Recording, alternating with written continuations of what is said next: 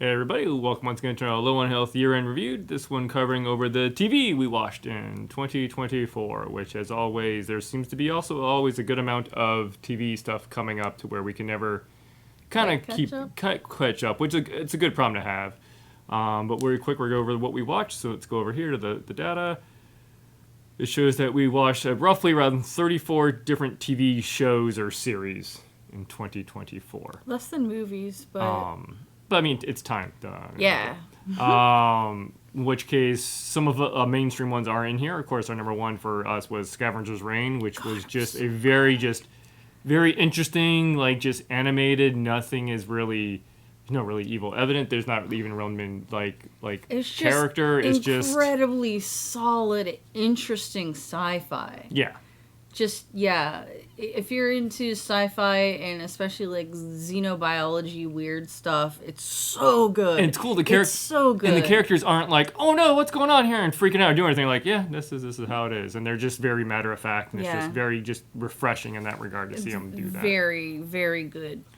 We also have 3 Body Problem, which we've heard murmurs about. Excellent. And they've done, I believe, a very good job, and we look forward to that. I want to read the book trilogy. I really hope they do another season of it. Yeah, I think they are. Yes. It's on the money.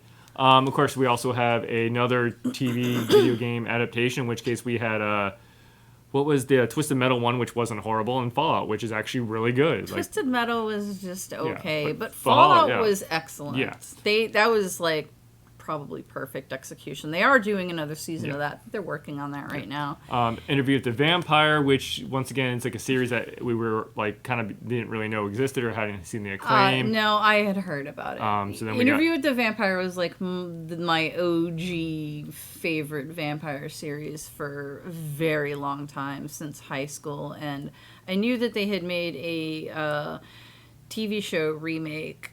Hadn't really heard much, and then I started to hear things, and I was like, let's watch it. It is excellent. Then we also quite excellent. Mr. and Mrs. Smith, which I believe is the one way better than the movie. Yeah, it's not even equating it to the movies. This is basically the best way to frame it is this is like Donald Glover's recentest type of thing that he worked on, and whenever he works on things, it's usually great. Yes, and it is great. It is very interesting. If you like spy, espionage, drama, suspense, or if you just like Glover's tone stuff. in cinematography and who he works with and everything, like it definitely has his tone of like it's not like Atlanta, but you definitely see like the similarities. Yeah, it's not like Atlanta, but like if you're familiar with his stuff, you can kind of recognize his writing style. It's really good. Then we have Shogun, which of course is the remake from the one back in the day.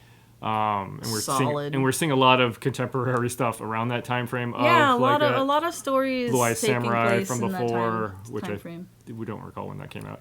And then we have Has Been Hotel, which is one of our first kind of YouTube series that really kind of broke out and was on Prime. Once again, this comes from the Hell of a Boss, Has Been a Hotel, that type of whole like. Vivian Medrano is the author artist's name. So that one was very good. So good. The next one for me is Root, which is basically the live-action sequel to an anime series that we'll talk about later, but it was just very interesting how that was being framed. And I just really dug it because it's a small, like, just town story of like crime and everything. The police. Is it the live action on Taxi, basically? Yes. Yeah. Okay. Live action on You Taxi. adored the intro and ending songs of that. Like those songs I really much enjoyed. I heard them so much. And then of course we got X-Men 97, which is the continuation of the animated series from 1997. In which case we're like, okay, this is gonna be any good, and it was actually very good. It was very good. Surprisingly good. Like it's definitely not super gritty and mature, but definitely like it seems like it has aged with the people remembers it when they were a kid. Yeah, for something to stick in that same type of mentality, but. Mm-hmm. And again, these are your top 9, so they wouldn't be exactly the same as mine, but they're going to be extremely similar. Like Root wouldn't be in your list there for me. No. And it's going down. Not that it wasn't good. We have the breakdown of what we watched for those things, and then we get to. Other stuff. Yeah, Carol and the End of the World probably would have been up there for me. Invincible, Airbender, which was fine. Gemstones, which keeps on going. Hell of a Boss, which I put in there because we started watching it. Okay, yeah, that would be up there for me. Velma still looks going on. A bunch of just little small things. The Time Bandits, which I mentioned before we watched the 81 movie. Yeah, we watched so we watched that TV one. series. It was good. I'm wondering if they're going to eventually like Shadow Realm that one like they did with Willow, but who knows. I could see them doing it. But We finally got around to the second season of Saved by the Bell, which we forgot about, and once again, it's not as strong as the first one. The first season was very good. Didn't even know that they made a I heard murmurs season. about it, and yeah, Moxina, Umbrella Academy, which unfortunately for me just fell off a cliff. Like after like the smaller COVID season 3, season 2 was just so great. It went out with a whimper, not a bang. Disenchantment finally also ended, which we've been enjoying over the years. Yeah, it was solid from start to finish. Disenchantment. Silo, which is good.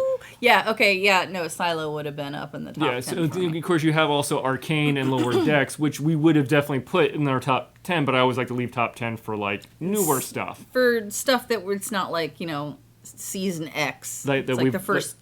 Like season. we've already had these in our top 10s before. Yeah. But Arcane and Lower Decks was fantastic. Silo is excellent stuff. Darn it! I should have looked for that. What We Do in the bookstore. Shadows, like that, just kudos to them making that go 7 or 6 seasons. Like that was just very amazing that they pulled that off, or just wanted to keep doing it.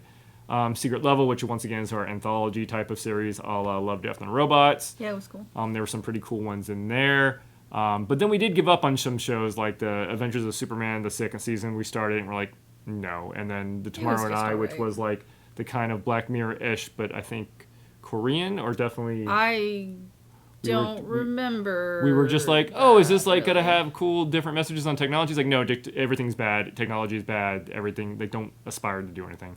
So we found that to be rather subpar. But yeah, it's basically the TV that we watched last year. Once again, multiple different networks and everything. Good luck trying to have them all. But once again, as I always say, just cancel your subscriptions. Keep a list of what you need, what network they're on, and then subscribe to that month. Make sure you watch it, everything you want to watch, and then move on. It is still cheaper to do it by the services than a cable box. You just the onus is now on us to be smart about managing our finances and being knowledgeable what is and isn't available and what we want to watch. Yeah, you just have to be picky and keep track. Mm-hmm. But that's it for our reviews for TV for 2024. Thank you for watching, and we'll catch you next time.